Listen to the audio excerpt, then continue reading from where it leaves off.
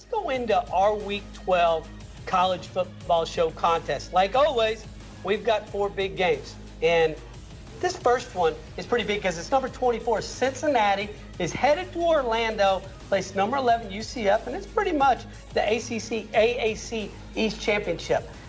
2 different type of teams. You've got Cincinnati, Luke Fickell, kind of playing tough. Desmond Ritter's a quarterback from Louisville, Kentucky is where he grew up. But you know what? He's making things happen, and 63% passer, 15 touchdowns this year, 5 interceptions, that's it. But their defense is playing tough defense. Whereas UCF, I think they have pretty good defense, but their offense has athletes everywhere. Mackenzie Milton distributes the ball or he just keeps it himself, and they keep winning. Mark, who do you see winning this AAC East down there in Orlando? I think it's going to be a tough game. I think it's going to go right down the wire. It's not going to be a high-scoring affair because both defenses have played at such a high level all season long. I think the key in this game is going to be the offensive line for UCF and playing at home. If you look at this offensive line under Mackenzie Milton, they've only given up 6 sacks the entire season. I'm taking UCF 23-16. Well, I have to go with UCF because, number one, they beat Pitt 45-14. All right. That was early. The amazing thing about UCF, they play 8 home games. They very seldom go on the road. They're an outstanding football team. And Luke Fickell, he's a guy that stood in as an interim coach, did not have great success at Ohio State to 1 year. He ended up being on Urban Meyer's staff. Last year, they had a disastrous year, his first year since then. Congratulations to him. He's done a tremendous job. Nevertheless, UCF rebuilds 35-27. I'm losing a little bit of enthusiasm about UCF because of their defense. Their defense got to start playing better like they did earlier in the year. Well, as we know, Cincinnati shut out Navy. UCF gave up 24. But this next game in our Rapid 5, be honest, Mark, I didn't think we'd be talking about this late in the season, but you got to be pretty excited. The Panthers of Pitt are going down to Winston-Salem to play Wake Forest. And oh, by the way, if Pitt wins, it's a big if, but if Pitt wins, they're the AAC or the ACC Coastal Champion. They're going to go up there and play Clemson in Charlotte on December 1st, the same weekend that Pittsburgh's own Mark May is inducted into the 2018 class of ACC Legends. You can't write a book any better than that. So with that said, Mark, Pitt, Wake Forest. Well, this is going to be an easy game. All they have to do is, Pat Narducci, listen to me.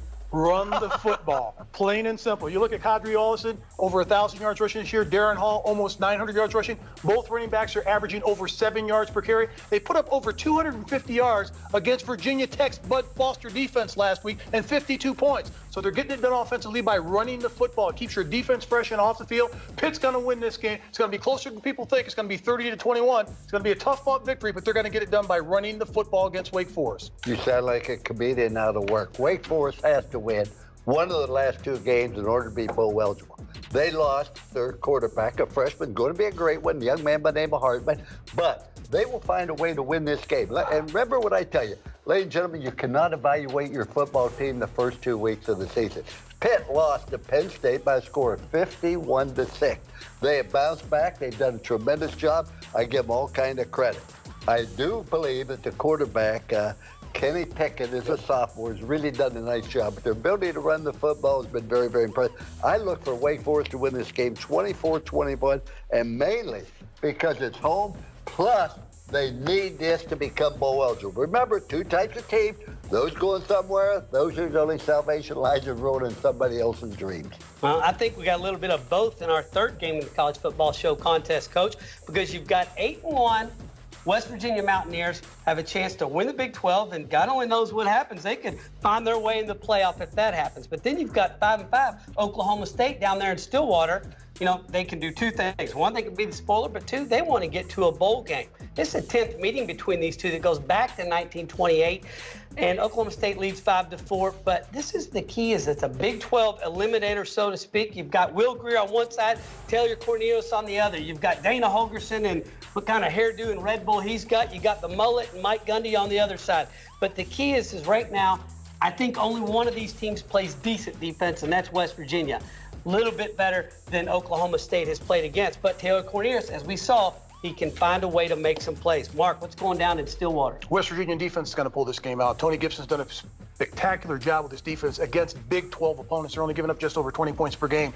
And if you look at their linebacker, David Long Jr., he leads the team with sacks with 8, leads the team with tackles with 84. He's going to be instrumental in this football game. They're going to find a way to pull it out. They're still going to put points on the board because both teams have terrific offense, but West Virginia's still going to win the football game 47-38. I can't figure out Oklahoma State. I mean, they're up, they're down. How does a team lose to Kansas State, who may not go to a bowl game this year, struggle with Kansas last week, and also lose to Baylor and get blown out by Texas Tech? I think that they're an excellent football team. I'm worried about West Virginia when they go on the road. They're not the same football team on the road as they are at home. I still believe, though, they are going to play hard. I think they're going to find a way to win. When you have Will Greer at quarterback, you've got Stills as a wide receiver, you have an excellent chance. I look for West Virginia to win this game 41-28. 41-28. Coach, as we know, this is in the Dana Holger scenario. You haven't seen many 8-1 West Virginia teams. They usually kind of trip up the end, but they get this. Oklahoma comes to Morgantown day after Thanksgiving. Boy, will that be big, because understand this. If Texas wins out and West Virginia wins and Oklahoma wins, Texas, Oklahoma are going to play to see who's going to play in the championship game. If West Virginia wins, they will play Texas. If Oklahoma wins, they will play West Virginia again. So it's crazy. We'll talk about that next week. Well, Morgantown, hide your couches. Hey, I'm from West Virginia. That's my home state. I was born there. Well, I'm married into the Mountaineer family, so I'm not going to say anything else. You can't claim West Virginia by marrying into it, and we don't give citizenship that way. Coach, I'm thankful for that. So, Arizona State is going to Oregon, and the Fighting Herm Edwards. How about that? About a year ago, they hired Herm Edwards, and everybody's saying, oh, he's too old, head coach. You know, they're 6-4, and they're playing Oregon, who's kind of in the tailspin, who's also 6-4. But more importantly, Arizona State still has a chance in the Pac-12 South. They went out. And this is the 37th meeting between these two. Last game was in 1966, and what's pretty interesting is the only person on the field that was around in 1966 is Herm Edwards. So what's going to happen? Justin Herbert, 25 touchdown passes, we've seen that. But Arizona State is buying into Herm Edwards. Mark, what do you think? I think the key to this game is going to be the running attack with Eno Benjamin. This is a young player that's got over 1,200 yards on the ground, and nobody's really even mentioned his name in the Heisman discussion or anything like that. One thing about Arizona State is they're getting better on the road. Yes, they're 1-3 on the road with a 3-point victory at USC, but their other 3 losses have come by 7 points each game. So what Herm Edwards is able to do is make sure that they run the ball first. Manny Wilkins at quarterback can throw the ball vertically. He can also pull it down and run it. But the key is if you've got a good rushing attack and a solid running back, and your offensive line buys in like they had the last 3 or 4 games for Arizona State, you can travel with a good running game and be competitive with anybody, even at Alton Stadium. And I've got Arizona State pulling out a close one in this game, 29-26. I congratulate Norm Edwards and Arizona State, but I also congratulate the athletic director, because he said to Norm Edwards, we have a great defense coordinator, we have a great offense coordinator. I need you as a head coach to motivate people, set a direction, and he has done that outstanding. But the coordinator received an awful lot of credit. They have won 3 games in a row. Oregon has not played anybody non-conference. That's the thing I worry about.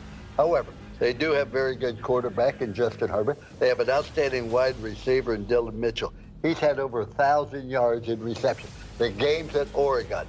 So I look for Oregon to prevail, 34-28. Well, 34-28, Coach, and I think a whole lot of other athletic directors could follow suit. You know what? We need a head football coach, not a coordinator, not a coach that wants to be the coordinator, a head football coach. Set the culture, set the tone, make it happen, and you're seeing the result right there.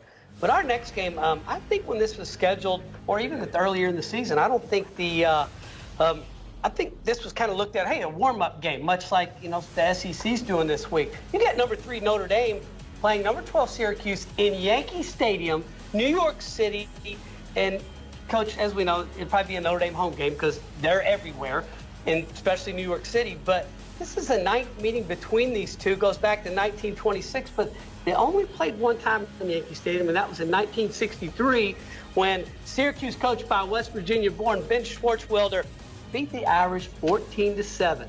But that's not the same Irish, and it's maybe not the same Syracuse Orangemen. We saw what happened last week. Ian Book's back now. He's healthy. He's better. He's going to play.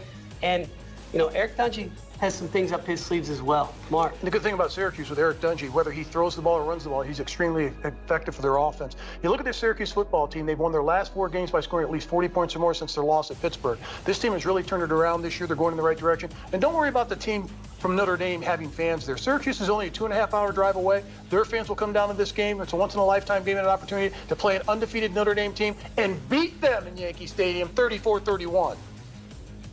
Figures don't lie, but liars figure. Let's look at this Syracuse football team. Now, hey, does a tremendous job there. The coach used to be at Bowling Green. I give you an awful lot of credit. Dungy, the quarterback. But Dungy has not finished the last 3 games of the season for the past 2 years. I hope he can finish this game. But Syracuse is vastly overrated, and I don't mean to put you down. But let's look who you beat non-conference. You beat Connecticut, who's 1-9. You beat Wagner. Wow, that's impressive. Let's look at your conference wins. You have beaten teams in the conference that have won a total, I think, of 6 games and lost 26. How about North Carolina? 0-8 in the conference. How about Louisville, 1-7? The best team they've beaten has been Wake Forest, who's 2-4. Oh, excuse me. They beat Virginia Tech, who's 3-3. They haven't been challenged. They haven't played anybody. They don't know what it's like. They play Notre Dame. Notre Dame is on the roll. Notre Dame's on a mission. Notre Dame 41, Syracuse 17 in a mop-up roll. Notre Dame, let me see. They played Wake Forest, and it was a close game. And they played Ball State and almost lost that game. They played Northwestern, almost lost that game. Well, they did. They won every one of them. The point I made, they beat Michigan. That was what Michigan had. That was at the beginning of the season when you had. Don't confuse me with facts, Mark. The fact is that Syracuse has not been challenged. They will be on Saturday. They're going to find out how fast this game can be. Well, Coach, 41-17. So what I'm doing right now, and you see it, the reason is because Syracuse gave up 400 yards to the Louisville Cardinals, even though they didn't score many. But I'm going into the Crowdsline app right now. I signed up, and I just picked it. Look at that, Coach. 41-17, Notre Dame over Syracuse because Coach Lou Holtz said so. It's nice for me to be able to voice my opinion here because I've been married 57 years, so I don't get a chance to do it a lot at home. So it's great to be on TV. Well, gentlemen, there you have it. That was our Week 12 college football show contest.